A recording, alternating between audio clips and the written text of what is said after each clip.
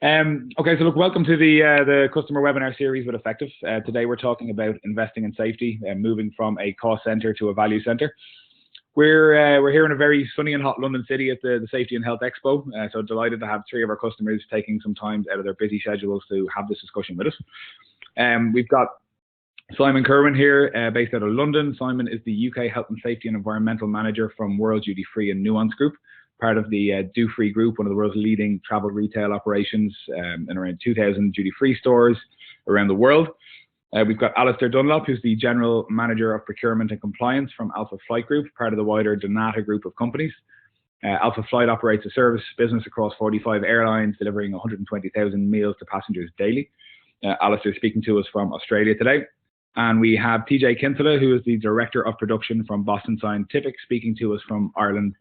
Boston are one of the world's leaders in developing, manufacturing and marketing medical devices, transforming lives through innovative medical solutions around the globe. So first off, I'd like to thank everyone for taking some time out of their schedules to talk to us today. I really appreciate it, and hopefully we have some interesting questions to go around the table and understand why companies like yours are investing in safety and what that means. So yeah, thank you guys for taking the time to have a chat this morning. Pleasure. No problem. Okay, so look, the first point I suppose we're going to dive into is really just trying to understand what drives the investment in safety. So some companies see safety as a cost center, literally spending the minimum possible to maintain satisfactory or even sometimes less than satisfactory compliance, rather than striving for excellence and really driving for that operational excellence within an organization. Companies of a certain size would not dream of running finance without a software system, HR, payroll. For HR or payroll, yeah, probably 8 out of 10 companies that we speak to are still using paper and Excel when it comes to safety management and a lot of compliance tracking. So really sort of there's two things. One, to understand for you and your company, what were the main reasons you decided to invest in safety software specifically, but then on a wider picture, really what moves that needle from cost center to value center for the safety function and really allows us then to look at that as something that improves the business and drives improvement. So if we can start that maybe with Simon, if that's okay. Sure. Yeah, no worries. So I think in the UK the main thing, I guess it's the same with quite a few places, but we are very heavily regulated from a safety point of view. So there's a lot of health and safety regulation, and the compliance really is the main driver for us doing anything safety related. So we need to make sure that is all in place. The second thing, and probably the most important thing, is about looking after people and looking after our people. And then the third thing would be the cost side of life. So regulation, yep, first, and we need to make sure we comply with that. The second aspect, and I think it's something that World Duty Free have always been very mindful of, even before we were taken over by Do Free, is making sure that people have a good experience when they're in our stores, whether it be that they're an employee, whether it be that they're a member of the public, whether it be that they're a contractor, whatever role they are undertaking, we want to make sure that when they come through our store, when they work in our store, that they have a good experience. So making sure that that nobody hurts themselves and everyone goes through there in a safe manner is very, very important to us. But then there is a recognition that actually, there isn't a bottomless pit of money available. There is budgets. We're all under very tight cost constraints nowadays. We're a lot more cost focused than maybe we were in the past.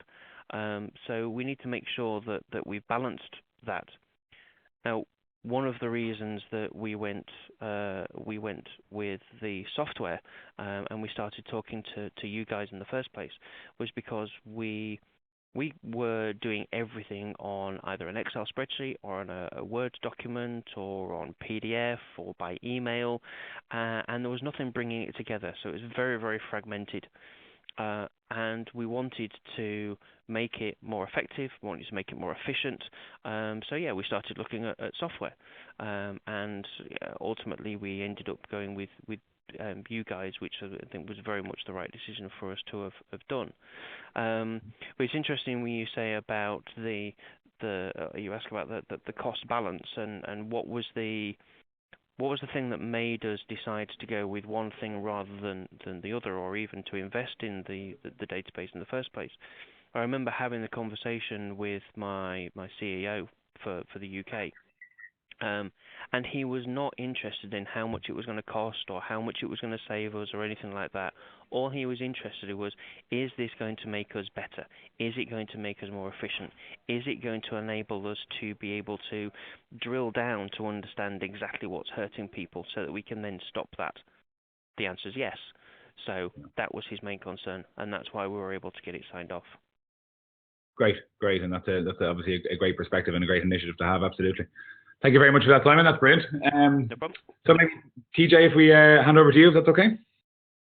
Yeah, sure. So as you said in your introduction, my background is medical devices and in the manufacturing side of that. So that context gives us great exposure here to lean and operational excellence principles, which puts heavy reliance on processes and systems. So within that, strong safety systems are key, as well as that. Then within medical devices, we're a heavily regulated industry, not just for safety, but for all elements of our business. So being able to demonstrate and meet compliance requirements is kind of bread and butter. And as we looked at our safety systems, we thought they were pretty strong, but I think anybody who's got some leadership responsibility in safety has had the experience of hearing an employee who's been hurt, and that takes it from the system and the process world right into the human element. And the challenge was how do we make our safety behaviors and safety activities connect better with the people and the human side of it. So I like the analogy of thinking it in terms of safety management and safety leadership.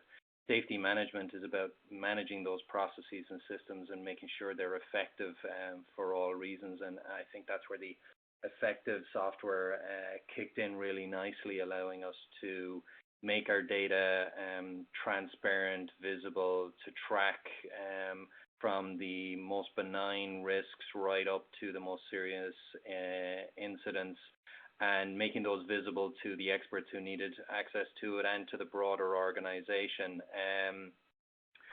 That, as an effective system, gives us the headspace then to work on safety leadership, which is about engaging every individual on the site and in the business and what they can do to make this a more safe place to work.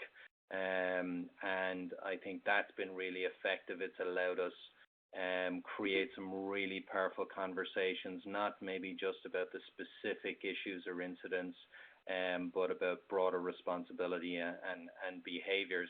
And I think, certainly over the last year or two, we've seen that be quite a proxy for general engagement in our business, general employee engagement, and safety has been a leading edge of some of our cultural development there as well. So all told, it's seeing a system like effective software sit into a broader system that allows the organization the headspace to think about how to make it part of culture. That's fantastic, TJ. Thank you. And obviously, that's the key goal is for us to make sure that people arrive in work and go home safely in the exact same way. So I think that behavioural shift, that cultural shift, and getting people engaged and part of that safety system is crucial. So yeah, fantastic. Great to hear that. Okay, Alistair, if we can pass it over to you maybe for your thoughts on that one. Yeah, sure.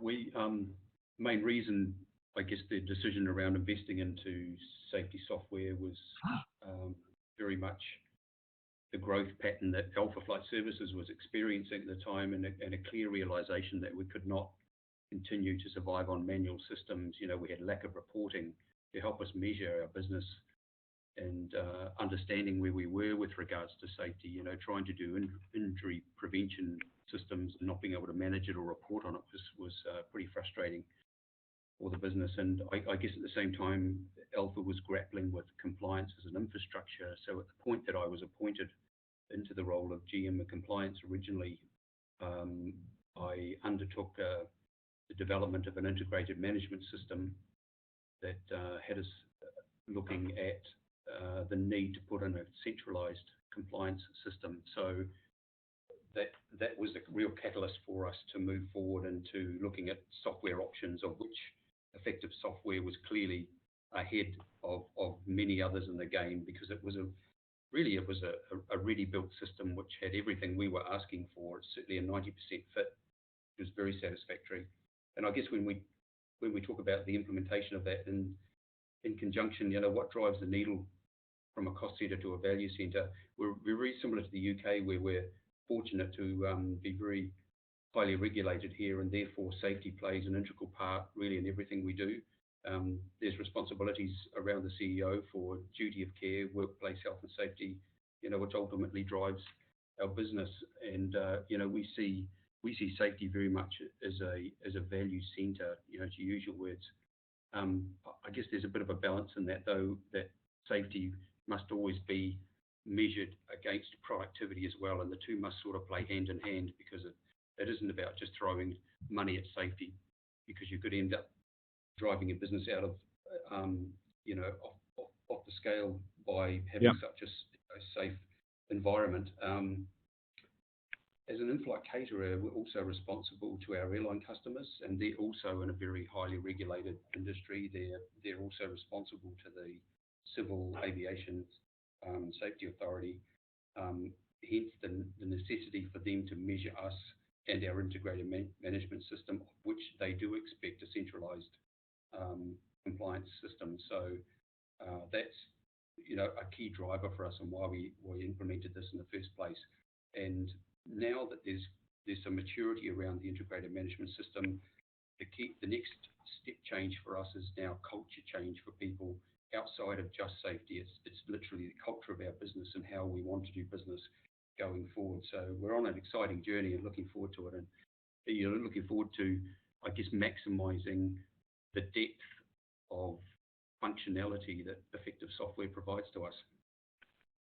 Look, we're happy to be a small piece of that journey as well, and it's fantastic. I mean, I think they're the mindsets across the three businesses there. They are the mindsets that make a difference. If people are purely viewing things at well, we don't want to invest, we want to do the minimum amount just to cover ourselves, that doesn't drive betterment, it doesn't drive improvement. And to hear those perspectives from three different companies, I think that's what we see time and time again at the companies that we deal with, that we have the most enjoyment dealing with, that we see the most benefit to them, and and the most value that we can drive. I think it's that mindset that really comes through. So that's great to hear. Some interesting points in there, Alistair, as well, around productivity and that balance. And that probably just leads me on to maybe the second and last question, really, just to get a balance, really, I suppose, of obviously we can't just go spending lots of money on everything to from every part of the business and pumping money into a bottomless pit, as was said earlier.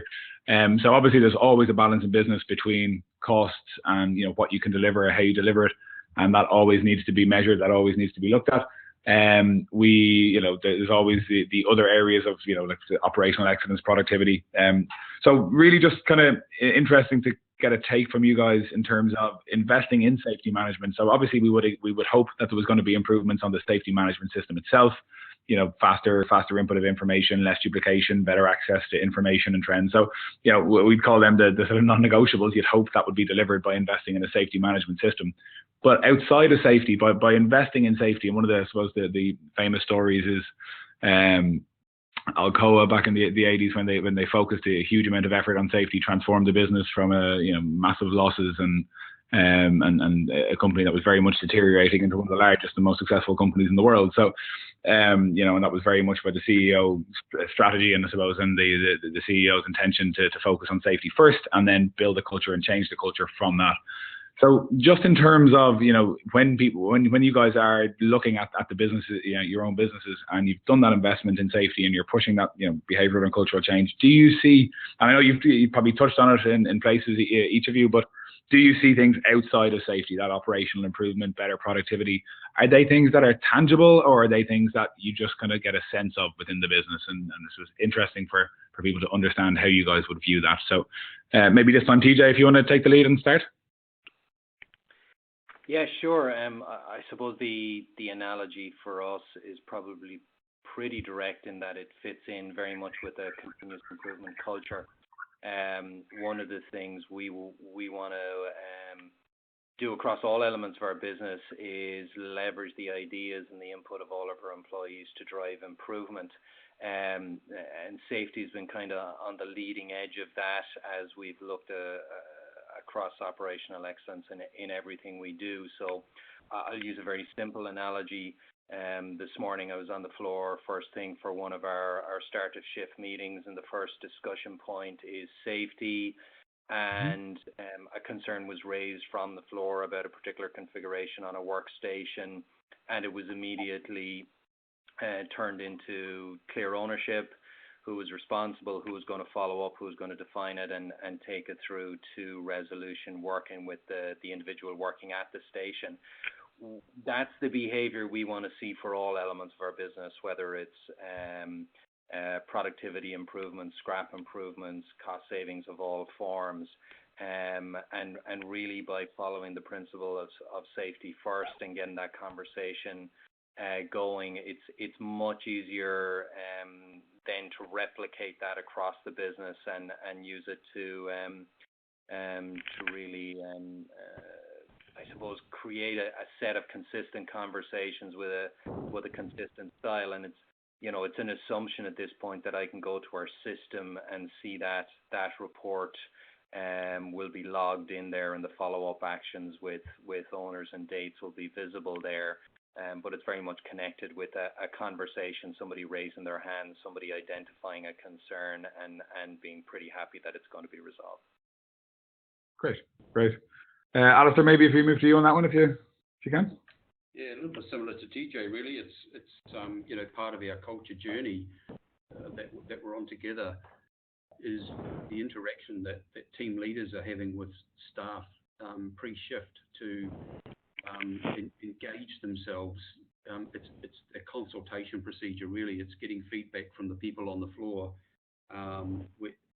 We're really trying to focus harder on things like hazard awareness and hazard reporting, and looking at tools like apps that make it simple for people to make reporting a lot easier, so that centrally here at head office we're getting a much more in-depth sight of what is happening out there in the business. And so I think that's the bit that we're trying to push harder and harder to get the engagement from people, because again that in its own right only improves the productivity outcome. They're going to make a better product. They're going to care more about what they do because they believe the environment that they walk into is safe, and that provides for a happy environment for everyone. No, fantastic. Yeah, absolutely. And Simon, yourself, your own thoughts? I completely agree with what the guys have just said. Insofar as everything that they've said. I think what I want to add to that is that for us, what we're looking at is taking it a step further and looking at the integration of systems.